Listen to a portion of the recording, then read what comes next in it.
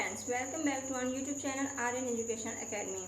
Friends, जैसा कि आप जानते हैं हम कराते हैं सीटेट का preparation KVS and super TET. आप सभी के लिए हमारे चैनल पर विजिट कर सकते हैं। सब्सक्राइब करें आर्यन एजुकेशनल एकेडमी को एंड प्रेस करें बेल आइकॉन को, जिससे कि आपको सभी एजुकेशनल वीडियो टाइम से मिलते जाएं।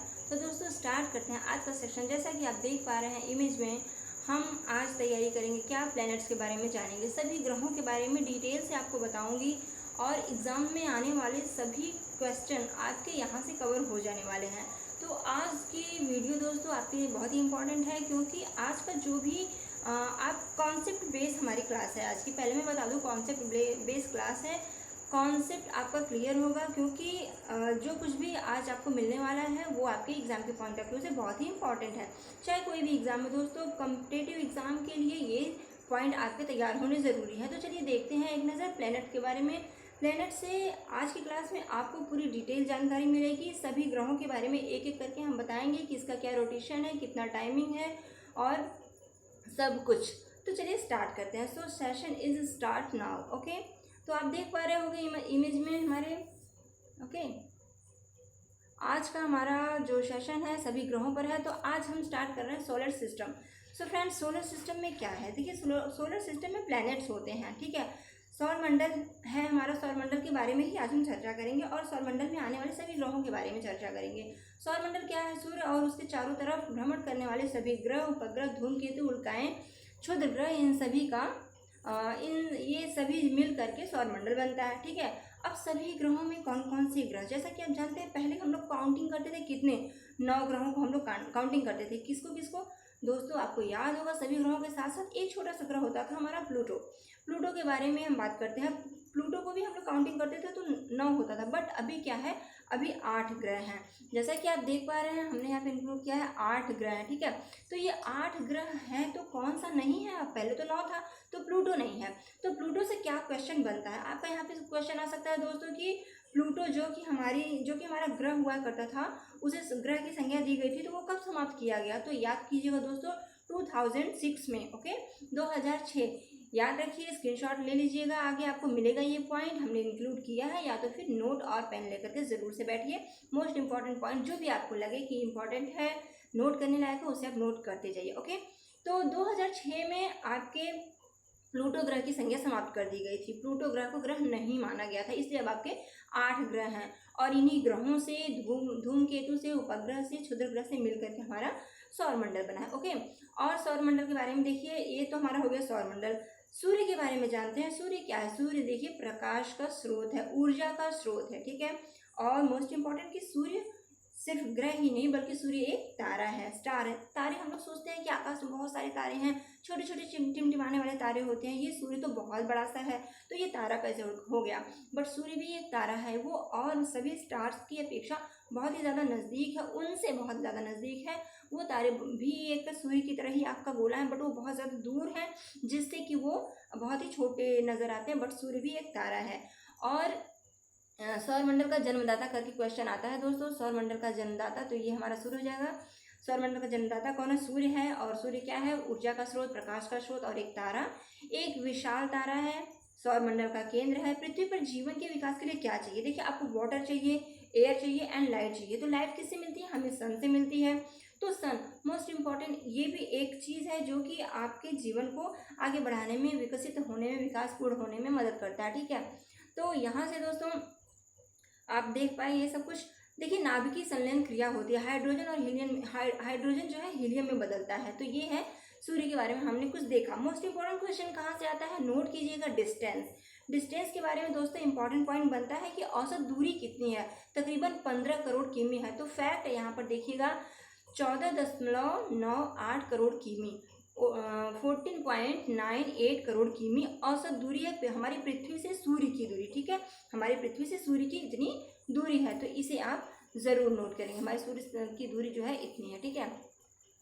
आगे बढ़ेंगे, देखेंगे कोरोना। कोरोना एक पॉइंट है दोस्तों, कोरोना है क्या, कोरोना के बारे में समझेंगे। देखिए सूर्य का जो बाह्य भाग होता है ना, जो सिर्फ ग्रहण के समय ही दिखाई देता है, कोरोना हमेशा नहीं दिखाता, सूर्य का प्रकाश ही एक होता है जो कि ग्रहण लग जाने पर सूर्य का जो प्रकाश होता है वो तो छिप जाता है, बट जो चमकता हुआ भाग दिखाई देता है, आउटर पॉइंट दिखाई देता है उसका, तो वही होता है, उसी को हम कहते हैं कोरोना।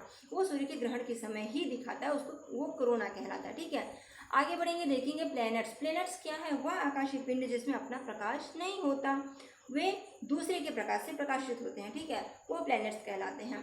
देखिए मोस्ट इंपॉर्टेंट दोस्तों, मैंने स्टार लगा के कुछ चीज़ों को पॉइंट कर दिया है, ये आपके क्वेश्चन में एग्जाम के पॉइंट ऑफ व्यू से बनने वाले क्वेश्चंस में ये पॉइंट आते हैं, तो नोट कीजिएगा। हमारे सौर मंडल में 8 ग्रह, इसकी चर्चा मैंने पहले ही कर दी। देखिए इंपॉर्टेंट है, क्यों 8 संज्ञा हो गई? क्योंकि 2006 में प्लेटो को ग्रह से हटा दिया गया था, ग्रह की जो संज्ञा उसे दी गई थी उससे उसे हटा दिया गया था। ओके, अब आगे देखेंगे क्या है। सभी ग्रह अपनी कक्षा में सूर्य की परिक्रमा करते हैं। ठीक है, सभी ग्रह अपनी कक्षा से सूर्य की परिक्रमा करते हैं। देखिए ये सब तो एक सिंपल पॉइंट है, आप लोग जानते भी होंगे, बट क्वेश्चन कहाँ से बनता है? जहाँ जहाँ क्वेश्चन बनता है दोस्तों वो मैं आपको पॉइंट करती जाऊंगी, बताती जाऊंगी कि यहाँ ये इंपॉर्टेंट पॉइंट है। तो देखिए ये इंपॉर्टेंट है कि सूर्य से दूरी के आधार पर और द्रव्यमान के आधार पर पूछता है कि कौन सा पहले नंबर पे है, कौन सा दूसरे नंबर पे है, एंड कौन सा तीसरे चौथे पांचवें, ऐसे करके आ जाता है क्वेश्चन। तो देखिए बुध शुक्र पृथ्वी मंगल बृहस्पति शनि अरुण और वरुण, तो ये आपका सूर्य से दूरी के आधार पर क्रम व्यवस्थित किया गया है। सबसे नजदीक कौन सा है? तो बुध है। उसके बाद दूसरे नंबर पे कौन सा क्वेश्चन बन सकता है? तो शुक्र है। तीसरे नंबर पे पृथ्वी, एंड देन मंगल एंड बृहस्पति एंड शनि अरुण एंड फाइनली वरुण सबसे लास्ट में है। ओके, तो ये आपका दूरी के आधार पर हो गया, तो इसे याद रखिएगा। और दोस्तों दूरी के आधार पर अगर बुध ग्रह सबसे नज़दीक है तो सबसे कम समय में भी दूरी वो तय कर लेगा, तो उसका जो डिस्टेंस होगा सबसे कम होगा, तो समय भी सबसे कम लगेगा। तो सबसे जल्दी परिक्रमा करने वाला ग्रह कौन है? ऐसे भी क्वेश्चन बन सकता है। तो सबसे जल्दी कौन करेगा? ऑब्वियसली जो सबसे नज़दीक होगा, तो ये आपका बुध ग्रह हो जाएगा सबसे जल्दी दूरी तय करने वाला। और कहें अगर कि कितना समय लगाता है, तो 88 डेज। ओके, 88 दिन लगता है, 88 दिन लग जाते हैं। ठीक है, 88 दिन, तो ये हो गया 88 दिन, आप नोट कर लीजिएगा। आगे आपको पॉइंट में मिलेगा ज़रूर, हमने इंक्लूड किया होगा। सूर्य से दूरी के आधार पर ग्रहों को आपने देखा। अब देखिए दोस्तों क्वेश्चन कहाँ से कैसे बनता है, उसके अकॉर्डिंग हमने यहाँ पे अपना ये पॉइंट जो है रखा है आपके लिए कि देखिए बुध शुक्र पृथ्वी मंगल को आंतरिक ग्रह कहते हैं। और उससे भी ज़्यादा इंपॉर्टेंट पहले ये पॉइंट है कि बुध शुक्र पृथ्वी मंगल बृहस्पति शनि अरुण वरुण, ये जो है दूरी के आधार पर पदों का जो क्रम है, इसमें पृथ्वी जो है किसके बीच है? पृथ्वी जो है आपकी शुक्र और मंगल के बीच है। यहाँ से क्वेश्चन बन सकता है। तो आंतरिक और बाह्य ग्रह कहकर भी क्वेश्चन बनते हैं। तो आंतरिक ग्रह कौन कौन से हुए? आपके स्टार्टिंग पॉइंट से, देखिए यहाँ पे मैं आपको इमेज दिखा रही हूँ, देखिएगा ये सभी ग्रह हैं। तो आपके स्टार्टिंग पॉइंट से पहले से बुध शुक्र पृथ्वी मंगल, ये 4 जो हो गए ये आपके आंतरिक ग्रह हो गए। ओके, एंड लास्ट के जो हो गए बृहस्पति शनि अरुण वरुण, ये आपके बाह्य ग्रह हो गए। तो दोस्तों यहाँ पर जो आपके आंतरिक ग्रह है, मतलब स्टार्टिंग के जो पहले दूसरे तीसरे चौथे बुध शुक्र पृथ्वी मंगल है, इसी को नोट कीजिएगा, इसी को हम ठोस ग्रह भी कहते हैं। ठोस ग्रह क्यों कहते हैं ठोस ग्रह? क्योंकि इस पर पत्थर के टुकड़े पाए जाते हैं, स्टोन पाए जाते हैं। आप समझिए ना, हमारा पृथ्वी क्या है, बहुत ही विशाल भूखंड है। तो जो है पृथ्वी बुध शुक्र पृथ्वी मंगल, इस पर स्टोन के टुकड़े मिलते हैं, जिससे कि ये ठोस ग्रह कहलाता है। एंड बृहस्पति शनि अरुण वरुण, इस पर क्या आप जा सकते हो? इस पर क्या आप रुक सकते हो? क्या इस पर जीवन है? तो नहीं दोस्तों, इस पर नहीं है, नहीं जा सकते हम। क्यों? क्योंकि ये गैसीय ग्रह हैं। अगर कहें कि गैसीय ग्रह है तो इसमें कौन कौन सा ग्रह है? तो इसमें आपका अमोनिया, मीथेन, हाइड्रोजन, हीलियम, ये चारों गैसें पाई जाती हैं बृहस्पति शनि अरुण वरुण इन सभी में। तो दोस्तों आप इसे याद करेंगे जरूर, ये आपका इंपॉर्टेंट पॉइंट है। बाह्य ग्रह और आंतरिक ग्रह और ठोस ग्रह और गैसीय ग्रह कौन से हैं मैंने बताया, आई होप आप समझ चुके होंगे। आगे बढ़ेंगे, देखेंगे इंपॉर्टेंट पॉइंट और क्या है। द्रव्यमान के अकॉर्डिंग अगर बात की जाए कि द्रव्यमान के अनुसार आरोही क्रम में इसे व्यवस्थित कीजिए, तो दोस्तों द्रव्यमान के अनुसार जो होगा ये हो जाएगा आपका बृहस्पति शनि अरुण वरुण पृथ्वी शुक्र मंगल और बुध। तो बृहस्पति जो होता है ये सबसे बड़ा होता है द्रव्यमान में। ठीक है, बृहस्पति जो होता है वो सबसे बड़ा होता है।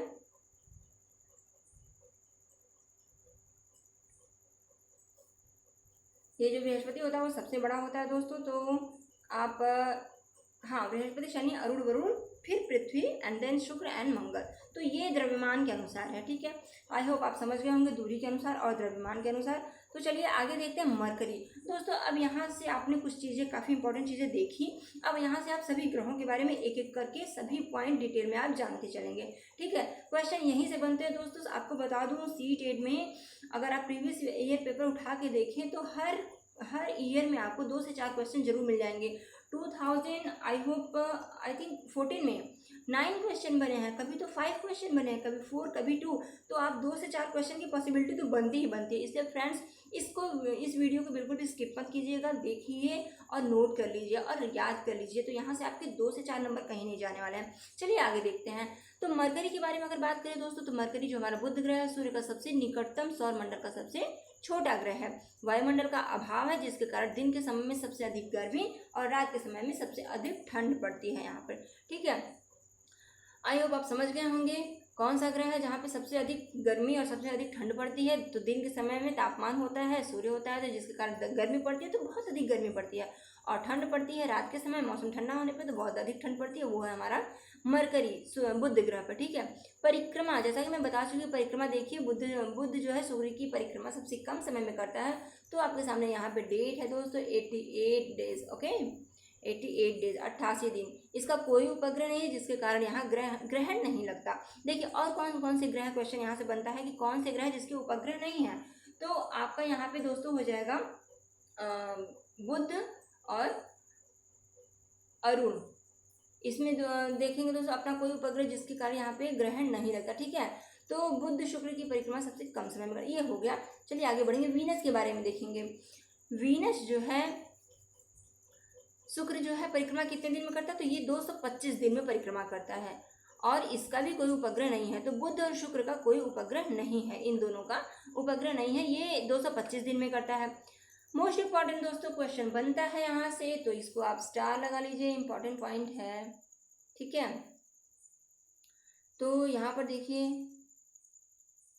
ये स्टार क्वेश्चन है, आएगा जरूर से आएगा, आप लिख के रख लीजिए। सूर्य की परिक्रमा पूर्व से पश्चिम दिशा में। देखिए अब जो है डायरेक्शन में क्वेश्चन बनता है, क्योंकि सिंपल क्वेश्चन जो हो गया ना, कौन सा नज़दीक है, कौन सा बड़ा है, तो अब इस तरीके से नहीं, बल्कि सूर्य की परिक्रमा पूर्व से पश्चिम दिशा में कौन करता है। तो पूर्व से पश्चिम की दिशा में सूर्य की परिक्रमा करता है आपका वीनस और शुक्र ग्रह और अरुण ग्रह, ठीक है। पूर्व से पश्चिम की दिशा में, ऐसे ही ये दोनों एक जैसे करते हैं। सूर्य की परिक्रमा पूर्व से पश्चिम की दिशा में। आई होप आप समझ चुके होंगे पूर्व से पश्चिम की दिशा में कौन कौन करता है, शुक्र करता है और हमारा अरुण करता है। इस ग्रह पर वायुमंडल है जिसमें कि कार्बन डाइऑक्साइड सर्वाधिक है। अब पूछा जाए कि कौन सा ऐसा ग्रह है जिस पर वायुमंडल तो है लेकिन सबसे ज़्यादा अधिक ग्रह कोई है, तो वो है कार्बन डाइऑक्साइड। तो कौन सा है, तो आपका वीनस हो जाएगा। क्वेश्चन किस तरीके से बनेगा वो भी मैं आपको बताती चल रही हूँ।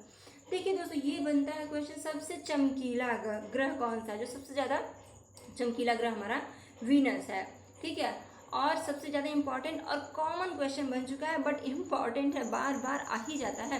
तो आप इसको लड्डू क्वेश्चन समझ लीजिए या जैसे भी, बट इम्पॉर्टेंट है और कॉमन भी है, अक्सर आया जाया करता है। तो ये ध्यान में रखिए कि जो वीनस है उसका सब कुछ जो है, उसकी डेंसिटी, उसका आकार, शेप, सब कुछ जो है पृथ्वी के अकॉर्डिंग है, इसलिए वो उसे पृथ्वी की बहन कहा जाता है। द्रव्यमान और शेप में, आकार में वो लगभग पृथ्वी के अकॉर्डिंग ही है, इसे पृथ्वी की बहन कहा जाता है। अक्सर आप सुने होंगे ये क्वेश्चन, भोर का तारा, शाम का तारा किसको कहते हैं। तो भोर का तारा, शाम का तारा, ये क्वेश्चन भी आपका बन किया जाता है। तो किसको कहते हैं, वीनस। वीनस आपका ऐसा ग्रह है जो कि भोर का तारा और शाम का तारा इसे कहा जाता है। आई होप ये इंपॉर्टेंट पॉइंट आप देख चुके होंगे। चलिए पृथ्वी के बारे में देखते हैं कुछ इंपॉर्टेंट चीज़ें। तो पृथ्वी क्या है, देखिए पृथ्वी जो है सूर्य से दूरी के क्रम में तीसरा ग्रह है, दूरी के क्रम में पूछता है, और अगर द्रव्यमान के अकॉर्डिंग पूछा जाए तो पांचवा होगा, ठीक है। सभी ग्रहों से आकार में देखिए है यहाँ पर इंक्लूड किया हुआ। दोस्तों यहाँ पे सभी इंपॉर्टेंट चीज़ें इंक्लूड की गई हैं। आप नोट, जो नहीं समझ में आया या जो आपको लगे कि नहीं इंपॉर्टेंट है, उसे आप नोट करते चलिएगा। और वैसे आपको यहाँ पे सभी इंपॉर्टेंट चीज़ें ही इंक्लूड की गई हैं, कुछ भी एक्स्ट्रा ऐसा नहीं है जो कि एग्जाम में न आने वाला हो उसको भी यहाँ पे भर लिया गया हो, ठीक है। इसलिए मैंने ये नोट कहीं से स्क्रीनशॉट नहीं लिया बल्कि खुद बनाया है।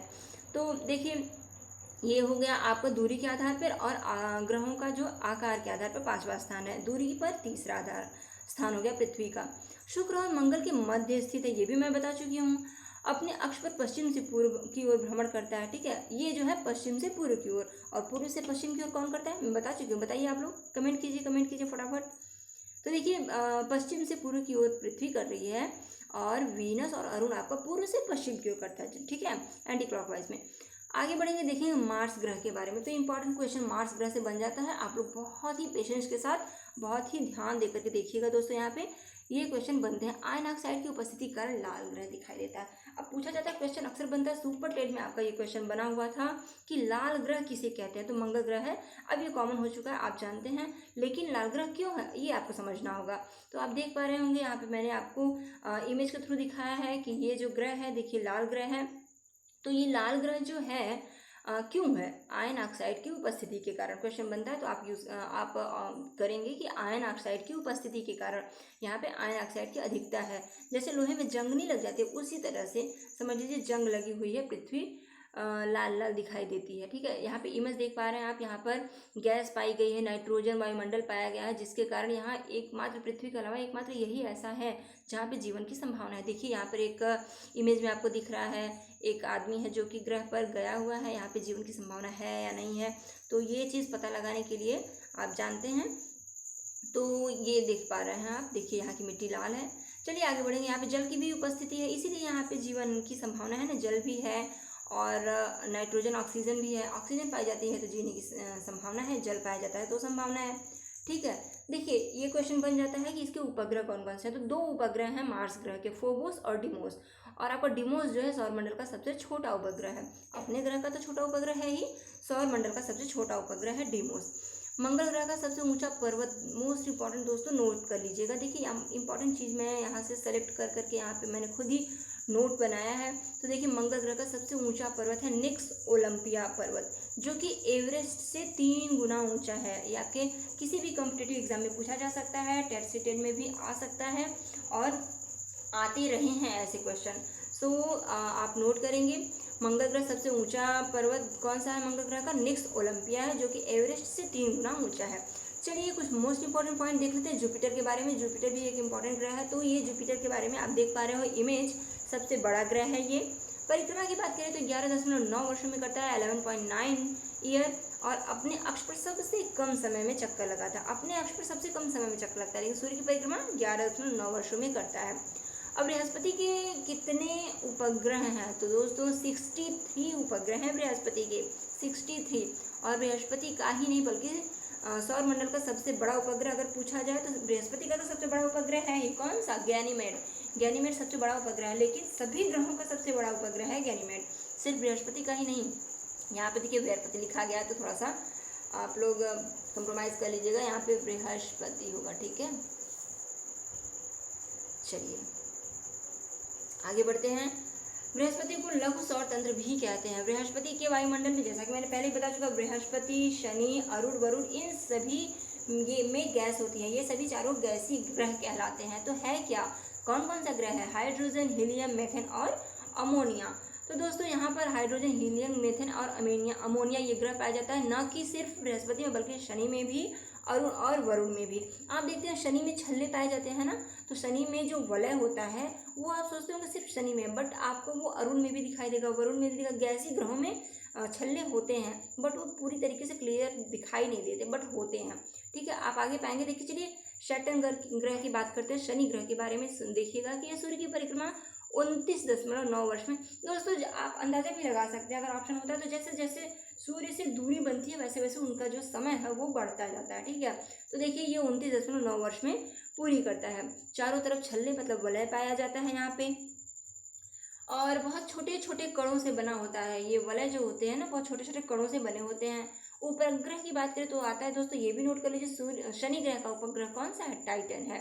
बृहस्पति की ही तरह शनि में भी हाइड्रोजन, हीलियम, मीथेन और अमोनिया है, जो कि मैं बता चुकी हूँ, ओके।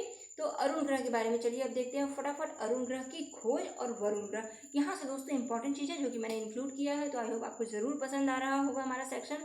पसंद आ रहा है कि नहीं दोस्तों, प्लीज़ कमेंट कीजिएगा। अभी आगे मैं आपको यूरेनस और नेपच्यून के बारे में बताऊंगी, इंपॉर्टेंट पॉइंट। तो बने रहिएगा हमारे साथ, सब्सक्राइब कीजिएगा हमारे चैनल को और बेल आइकन को जरूर प्रेस कर दीजिएगा दोस्तों। अपने दोस्तों तक, फैमिली मेम्बर तक, आपके जो भी दोस्त तैयारी कर रहे हैं उन तक शेयर करके हमारा हौसला बढ़ाइए। तो दोस्तों देखिए यहाँ पे खोज हुई थी, कब खोज हुई थी? 1781 में, 1781 में खोज हुई थी अरुण ग्रह की।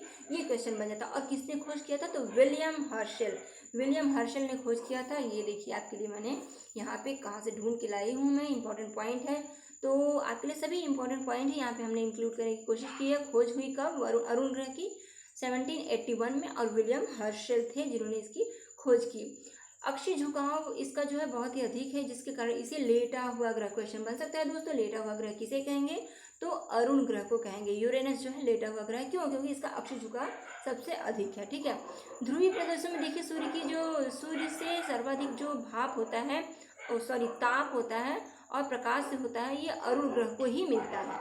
परिक्रमा कितने दिनों में करता है? तो 84 वर्षों में करता है। देखिए दिनों में करता है तो 88 दिनों में बुध करता था, लेकिन यहाँ वर्षों की बात है, ये वर्षों में करता है, 84 वर्षों में पूरी करता है। ओके, 84 वर्षों में पूरी करता है।